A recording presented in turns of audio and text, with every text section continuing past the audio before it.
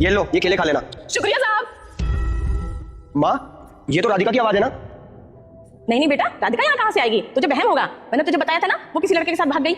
नहीं माँ, मैंने खुद ने सुना है, मुझे कोई वहम नहीं हुआ। ये राधिका की आवाज है। एक मिनट रुको आप, मैं देख कर आता हूँ। माँ, ये तो सच में राधिका है और इसने विधवा साड़ी क्यों पहन रखी है? नहीं रजत, वो राधिका नहीं है। तू उसके प्यार में अंधा हो गया ना, इसीलिए तुझे हर जगह राधिका नजर आती है। अरे माँ, आप चुप रहो। ऐसा नहीं है, अपन उससे पूछते हैं कि उसकी ऐसी हालत कैसे हुई है। चलो।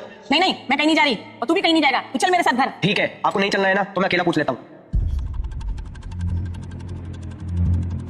सुनिए जी। क्या मैं जान सकता हूँ आप यहाँ पर क्यों बैठी है? आपका कोई घर नहीं है क्या? जी नहीं, मेरा कोई घर नहीं है। अगर मेरा कोई घर होता तो मैं ऐसे मंदिर के बाहर थोड़ी बैठी होती। कोई तो घर होगा आपका जहाँ पर आपकी शादी हुई हो। आप मुझे बता सकती हो कि आपके साथ ऐसा क्या हुआ? क्या मालूम मैं आपकी हेल्प कर दूँ? साहब, मेरा भी घर था, पर वहां से मुझे धक्के देके घर से बाहर निकाल दिया गया। पहले घर था? मैं कुछ समझा नहीं, आप सही से बताओ। साहब क्या बताऊं मैं आपको, मेरे पति ना बिजनेस के सिलसिले में फॉरेन गए हुए थे। आते वक्त उनके प्लान क्रैश हो गया और वो इस दुनिया में नहीं रहे। उसके बाद मेरी सास ने मुझे ताने देना स्टार्ट कर दिया। वो बोलती थी कि तू ही मनूस है, जब से आई है तब से मेरे बेटे को खा गई। फिर उन्होंने मुझे धक्के देके घर से बाहर निकाल दिया। मैं तब से ही दर दर भटक रही हूँ, अपने घर भी नहीं जा सकती। किस मुंह से जाती? मेरी लव मैरिज हुई थी ना, भाग की शादी करी थी हमने। और वैसे भी जब पत्नी के सर से पति का साया उठ जाए ना, तब अपने भी मुंह फेर लेते हैं। इसलिए तब से मैं दर दर भटक रही हूँ, यहाँ मंदिर के बाहर बैठी रहती हूँ। अगर कोई खाने को दे जाता है तो खा लेती हूँ, वरना भूखी सो जाती हूँ।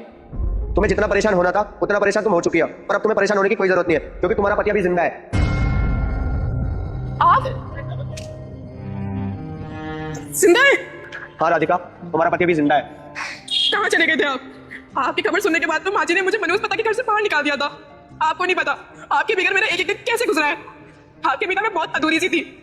अब तुम्हें फिक्र करने की कोई जरूरत नहीं है। अब मैं तुम्हें छोड़कर कहीं नहीं जाऊंगा। तुम एक मिनट रुको, मैं माँ से बात करके आता हूँ। माँ, क्या ये सब? आप तो बोल रही थी कि राधिका किसी लड़के से प्यार करती थी और उसके साथ भाग गई है। माँ, आपने मेरे साथ ऐसा क्यों करा? बताओ माँ।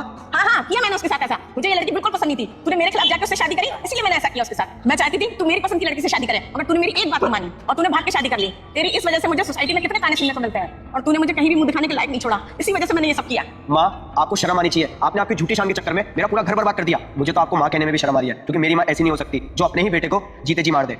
एक बार आप उसकी तरफ देखो तो सही, उसने क्या बिगाड़ा था आपका जो आपने उसके साथ ऐसा किया? क्या हाल बना दिया आपने इसका? मैं मेरी बिजनेस की मीटिंग से बाहर क्या किया, आपने ऐसा सलूक किया इसके साथ। अगर वो चाहती ना तो माँ दूसरी शादी भी कर सकती थी, पर उसने नहीं करी। पता है क्यों? क्योंकि वो मुझसे प्यार करती है। पर आप ये बात कहाँ समझोगी? मैं इसके साथ नहीं रहना चाहती थी, इसलिए मैंने ऐसा किया और मैंने अपने बेटे की भलाई चाहिए, इसमें क्या बुरा किया? ठीक है माँ, अगर आप राधिका के साथ नहीं रह सकती तो मैं आपके साथ भी नहीं रहूंगा। आप रहो अपने छोटे बेटे के साथ और उसकी शादी अपनी स्टेटस वाली लड़की के साथ कराना। और मैं जा रहा हूँ राधिका के साथ और कभी लौट कर नहीं आऊंगा। आगे देखने से पहले इस गरीब माँ के लिए कौन-कौन लाइक और चैनल को सब्सक्राइब करेगा और कमेंट में माँ लिखकर जरूर जाना।